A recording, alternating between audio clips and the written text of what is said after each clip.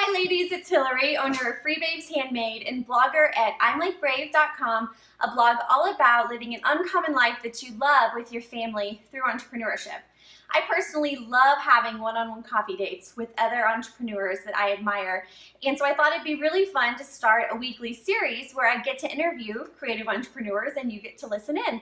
From these interviews, you will learn from their successes and their failures, get behind the scenes access to see how they built their business, and you'll walk away with valuable insights that will help you take your business to the next level. So grab a cup of coffee and join the conversation. Enjoy! Hi guys, it's Hillary, and I'm so excited to be here today with Jessica Swenson, owner of Dreamcatcher Baby. Hi Jessica. Hey! She makes the cutest handmade dresses with the big bows on them. You've probably seen her around Instagram, and we're so excited to get to hear the behind the scenes of how she's built her business so far. So before we talk about business, Jessica, can you tell us a little bit more about yourself? Sure. I currently live in Utah, Provo, Utah. I am the mother of two with one on the way. He should be here any day. What else? I don't know. So a mother of two, you have another boy coming. Where did you grow up? I grew up in South Dakota, and then when I was a teenager, I moved to Washington, so I claim Washington as home, because that's where most of my family's still at. Okay, so when did you move to Utah? Oh, gosh. How long? It's like been 7 years, I think. Okay. So. Cool. And so how did you start Dreamcatcher Baby? It really was kind of a product of my husband and I. He was in school full time, and we had a little accident honeymoon baby. So I wasn't working, and we were just really poor, and I was just looking for a way to make a little money to help support our family. So I started off selling bow ties, and then it just kind of evolved, and I found this. I started sketching, and I made the dress, and I entered it into a sewing contest, and from there it just kind of exploded. So it's been awesome. A sewing contest? Yeah. So can you give us kind of a bird's eye view of the timeline of the growth of your business from the point that you started? You said about 4 years ago till now? Yes. So I started about 4 years ago, exactly. Just barely over 4 years ago. It was kind of crazy. I posted one of the dresses online, and then within 24 hours, I had sold 10. And so I kind of freaked out, and then I had to post less, and it just grew, and it grew and grew. And it slowed down, and then it grew, and then it slowed down, and then it grew, just depending on how I posted on Instagram or who I was able to collaborate with. But it's been a fun little journey. So you sold 10 right away when you first posted? Yes. That's so good. Sort of. I was so new at it. I didn't know what I was doing. So I posted it. My price point was super, super, super low. I was losing a lot of money. Oh, yeah? So I sold a lot, but the time, the fabric, and everything to make the dress was way more than what I was making. So what did you list those first ones for? $18. Oh my gosh, you were paying money. Yes. Yep. Wow. So the blog I'm Like Brave is all about women creating their businesses so that they can live lives that they love. And so for you, why do you have your business? What kind of lifestyle do you want to be able to have? Well, it really started off just to have the extra money to kind of support our little family. And then as my husband graduated and got his job and was able to support us better, it really became a passion and something that I've loved doing. And it's not about the money as much anymore. It's more just being able to have these connections with people like you. And there's so many women entrepreneurs, and I've made so many really, really great friends through it. So it's really just about the connections, and then having something that I can do while I'm still being a mother, which I is my number one priority right now. But so it's just fun being able to do all of it. Yeah, that's really awesome. So you just like you said, it's so much more than a company. It's something you really love and you get to do all the time and have the flexibility to be with your kids. Yes. Does your husband help you? He does. So he actually majored in business entrepreneurship, which I feel like I got really lucky. Yeah. So he's good at doing the numbers and all the businessy stuff, and I can do the fun stuff like Instagram or marketing and That's awesome. designing. Speaking of that, I forgot that you have a dress. Can you show us? Yep. So is this a new one or? It's from my last launch, yeah. Yeah, that's cute. That's like perfect for So, summer. I know. I can't wait. I think it's going to be fun for 4th of July. I have a lot of girls already planning some custom star bows on top, so for 4th of July. So what would you say has been your biggest failure so far since you started? Like that, just something that may have happened that really you learned more about business because of it. So I have a really hard time saying no, and which means I take on a lot of projects. And I did like a market, like a creative handmade market, and I didn't quite have the budget for it, but I did it anyways. And it really, really messed with my finances for a really long time. I basically had to start over. So really? Wait, because it was too much money to buy in and you didn't make enough back, or what? Mm-hmm. Yeah, it just wasn't quite the right crowd. So I didn't say no. I should have said no, but I spent too much money getting there, building the product. I picked the wrong fabrics that people didn't really love, and that happens. That will happen every now and again, but. So the initial cost to go was just, and I knew it was too much, but I did it anyways because I can't say no. Yeah. But, so I remember talking to you in New York. I feel like you were saying you prefer sales online more than pop-up shops anyways because they just do better for you. Is that still the case? Yes. Yeah. I know, like I've only done a couple pop-up shops and they're like, in my mind, if you can justify the expense for the networking, then do it, because I feel like I don't go to any of them hoping to make any money. Just because then I might get let down or I might make a bad choice. Yep. Yeah, no, I totally agree. I'll do them every now and again just for the connections I make with the rest of the sellers, but yeah, it's hard. Yeah. So what did you learn from that? You said that you just need to be more discerning? Yes, definitely. So I knew what my budget was, and I just need to be better at either budgeting, like taking from different areas where we don't need it as much, or as hard as it is, just to say no.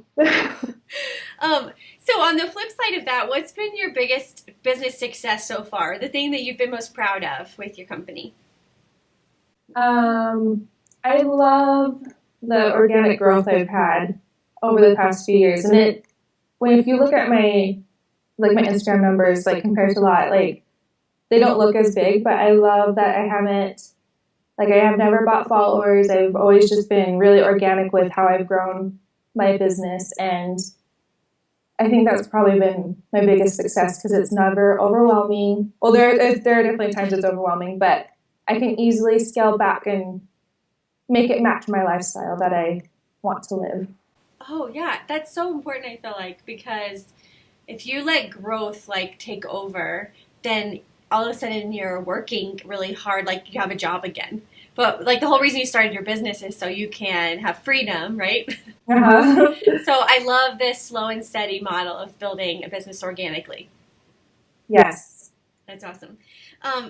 So obviously you do a lot of things well, but what's that one thing that you do really well, like your best strength that you have in business? And if you were to teach us a college course in business, kind of, can you give us a little mini lesson?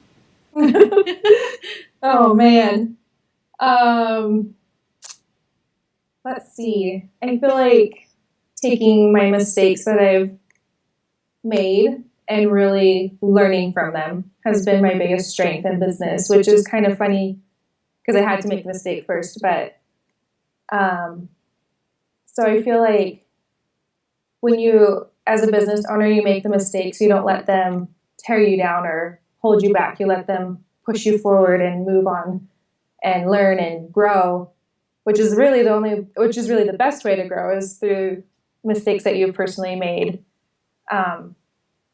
So allow the mistakes to happen, or to, if you can, learn from others' mistakes. It's so important to have that network, because it's been really great having that network that I've had also, and we can meet and learn from each other's mistakes and push forward. Yeah, that's so great, because I feel like obviously they say it's not really a failure, it's a learning lesson because you keep moving through them. But if you, like, the strongest parts of my business right now are the ones that I had massive failures in a couple months ago. And I feel like it's not until you have that big failure that you get on the other side and then do something completely different that really, really works. Yes. And then it's like, wow, it was actually just really good that we had to go through like the ring of fire a couple months ago, because now we won't do that again. Yeah. So it's almost like you want failure to happen as quickly as possible so you can move through it and be stronger, right? Yes. That's great. So what has been your marketing approach for building your business? I know you said you've done it really organically, but how has that organic growth happened for you? So I market exclusively through Instagram, just because that's what I've always done, and that's what I've felt that I've had the most success with. I don't know, just really collaborating with people that really match your style. I don't do a lot of blogging collaborations, but like shop collaborations have really worked well for me. I've done maybe 2 loop giveaways, and they boosted the numbers, but I didn't really find much success other than that. But so just, yeah, anything through Instagram, really like nice pictures. Yeah, I think, did that answer your question? So can you elaborate a little bit more? Like, number 1, why don't you do a lot of blogger collaborations? And number 2, like, tell us a little bit more about what the shop collaborations look like for you.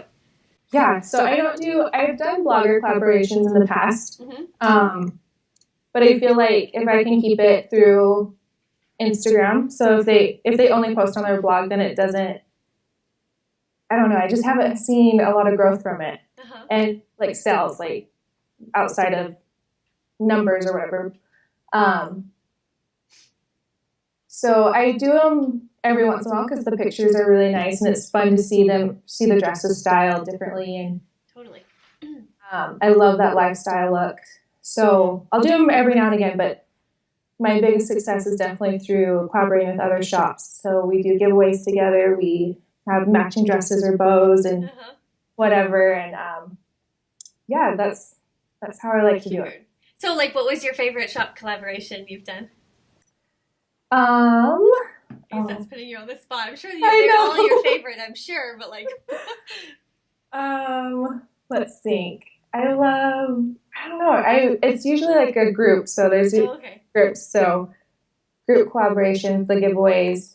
I really love working with like Gather, just because I feel like our products can go well together. I'm trying to think. I did one with Nico Leon Kids, and that one was so fun. She was so great to work with, and I just loved, like, my dresses are very summery, so her artisan sandals just really were the perfect match. So cool. It's hard to nail down who I. That's really fun, though. I feel like, I mean, at least for me as well, with Instagram marketing, like, giveaways are one thing, but when you do those specific collaborations with other shops that have like a similar following and a similar look and feel, like, they're so beneficial, and they're fun because you get to work with real people and just like build friendships through it, I think. Yes. So, yep. Cool. So tell us a little bit more about the structure of your company. I know you said your husband has a degree in entrepreneurship. Does he help you out a lot? And do you have seamstresses, or who do you have in your company right now? So my husband does the technical stuff that I don't know anything about, like taxes and all that fun stuff. I have seamstresses and I have a um, social media customer service rep. Oh, awesome. Yeah, so I actually don't post on Instagram anymore. That must be nice. It is. I kind of sometimes I miss it. I miss the interaction with customers, but at the same time, it's been nice to turn it over, especially with the baby on the way. I wouldn't be able to do it anyways. Yeah. And then she also does emails. So Okay. So what do you do on a daily basis for the company? I basically just manage, make sure everybody's doing what they're supposed to be doing. I actually still cut fabric, which I'm turning over soon. And then after this week, I won't be doing anything until I feel like jumping back in. Are you designing still? I have a whole children's clothing line designed, and we're working on getting patterns and manufacturing. So Really? growth. Yeah, it's going to take a little while, and I'm going to take my time, but that's the next step. Wow, will that be under Dreamcatcher Baby or a new line? No, well, it's going to be under Dreamcatcher Baby. I don't know if we'll rebrand. I haven't decided how committed I want to rebranding, but That's awesome. And are you going to go into manufacturing for that, or will you have your seamstresses make it? No, yeah, I'll do manufacturing. Wow. We are a little overwhelmed right now with just the dresses, so we'll definitely do the manufacturing for that next phase. That is awesome. So, who do you go to for business advice or to keep your mind in the business zone? I know you said your husband has a degree, so you probably talk to him a lot, but are there any other resources out there that you use? Yes, I feel so lucky to live in Provo because there's so many of us. We're all in the exact same situation. We're all mothers and we all have started these businesses, so we're all like kind of in the same growth pattern. So I have a really great little group. It's Gather and Lulu and Co. Made with Mary, or made by Mary. Sorry, and Wild Bird, and who else has come? I don't know. It's a little bit different every time, but we can get together and we can just like all we do is just talk business and ask questions and how do you do this? What do you do when this happens? Or like, what have you done when you did this mistake? Or like, how did that giveaway go or whatever? And so it's been really, really great having that little group. That's awesome. What's it called? It isn't really called anything. We just get together. So it's not like a night or an evening out or something. It's just like friends getting together. Yeah, so we just do like a little entrepreneurs night. We don't really talk about much of anything else. We just focus on business and. That's awesome. Yeah. Didn't you have like last year like a thing you were organizing, like an official thing? Yeah, I did Handmade Creative for a little while. Okay. It got really overwhelming doing my business and that and a few other things. So we put that on the back burner, but we hope to bring that back. So what do the next 5 years look like for you? I know you mentioned the new clothing line, but kind of give us an idea, like what are your big goals right now? So my number one goal is to get the baby out, and then it'll be a little bit of a slow process, which I feel comfortable with. Like, I feel good about the growth I have at the pace it's at. So we'll focus on finishing the final designs. I do want to grow. I'm really excited about my older kids are about to get into like longer days of school, so I'll have a little more time. And then just, one step at a time, growing it and having this great little children's clothing line. I'm really excited. So about your children's clothing line, can you give us kind of an idea of like what pieces there will be or what the inspiration is? So it's just going to be classic, simple, playful children's clothing that, you can wear. I really wanted to continue on with what I have, which is a really high quality heirloom piece that you can pass down. Like, if you buy it for your daughter, and then your daughter will save it for her daughter, and so on. Like, so we really want it to be high quality, high end fabrics, just really something that'll last. Heirlooms. That's my whole goal. That's been what I've been doing for the past, so long, is building my company around that. Yeah. That's awesome. I was just reading an article about how the impact that American cheap fashion has had on other countries, because like when Goodwill and different places like that were established, they were taking clothes that were like heirloom quality and handmade and really nice. And so you could actually get great pieces at Goodwill, and then they were actually donating them, and it was awesome. But now we have all this super cheap temporary clothing we buy, then we dump bags and bags into the secondhand stores, and then it ends up in other countries. Like in Haiti, I was just there, and they're like living in the jungle, but they're wearing like tons of this like cheap stuff we just throw at them. Yeah. And it's filling the landfills, and so I don't know. This is a tangent, but when you said like heirloom quality and just like handmade clothes, I just realized like, it's so much more than just like cute stuff that all of these moms and you are making. It's really making a difference in the fashion industry, I think, to purchase really high quality pieces. Mm-hmm. It really is. So do you have any parting advice for all of the entrepreneurs out there that are maybe just starting, or if you could go back in time and tell yourself something, like what would you say? Yeah. So when I first started, I had very little confidence in my product. That's why I sold it for $18. And even still, there are times where I'm like, what is this? What's happening? What am I doing?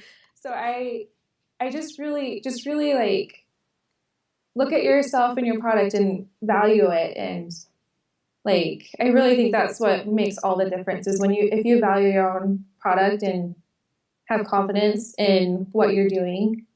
I feel like a lot, like, it will be reciprocated through your customers and through your peers and the people around you. And so definitely just take a lot of value in what you're doing and do it. And even if it doesn't work out, I feel like so many of my successes have been a product of failures and having to redo something or go back and like, just step through everything that I've done and move forward, but still doing it even if it was a failure. Yeah, I love that. Just have that confidence in your product and what you have to offer. Mm-hmm. That's awesome. So where can we find you on the internet? So you can go to my shop. It's dreamcatcherbabyshop.com or on Instagram, which is dreamcatcherbaby. Awesome. Okay, well, Jess, thank you so much for taking the time to share your story with us. And for all of you guys listening, I hope that you learned at least one thing from all the many things that Jess shared for us to take home and put into your business. And yeah, thanks again, Jess. Thank you. Bye.